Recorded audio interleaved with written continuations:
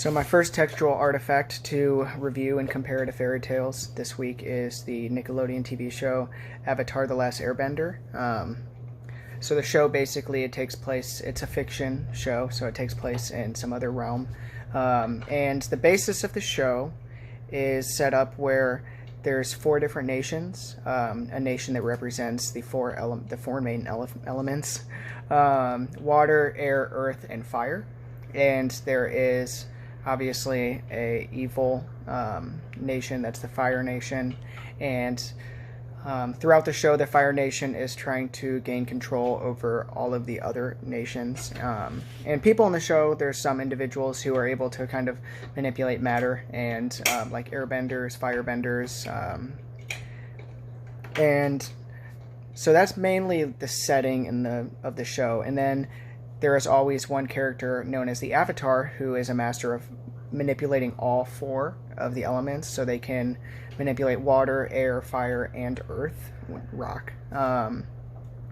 And throughout the show, so the reason that I think that this compares really well with fairy tales is because the show revolves around a main character who is a 14-year-old avatar, and he kind of accidentally froze himself in an iceberg throughout the beginning of this huge war that the Fire Nation has started.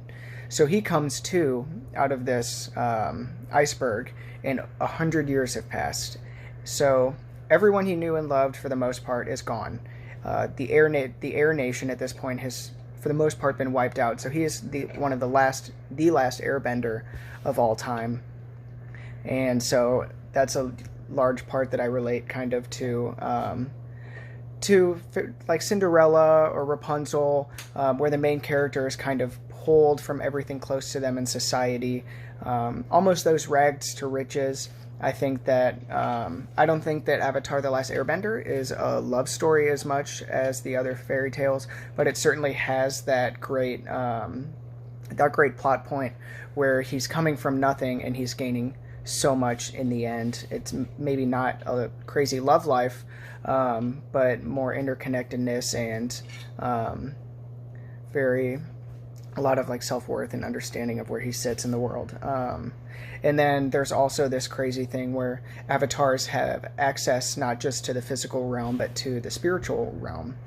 And I related this, so like Aang can go back and speak with spirits, but mainly he talks a lot with the spirits of all of the avatars that have come before him, and they give him guidance and help him kind of grow up, because he's only 14 and he's got a lot on his shoulders. They say he's supposed to save the world, and he's like, I just came out of an iceberg, I'm 14 years old, I don't even know how to use all of the elements yet.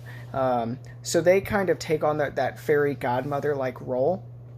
And so it's fiction, but at the same time, I think fiction, nonfiction, you can find so many stories that have similar tropes to fairy tales, just because of how general they are. And fairy tales focus mainly on like life lessons, like don't steal, don't lie, and that's a lot of what we learn in the Avatar: The Last Airbender show, is finding happiness from within and why you should do the right thing. There's a lot of lessons in there throughout the show, but I'll talk about it more in my paper, of course.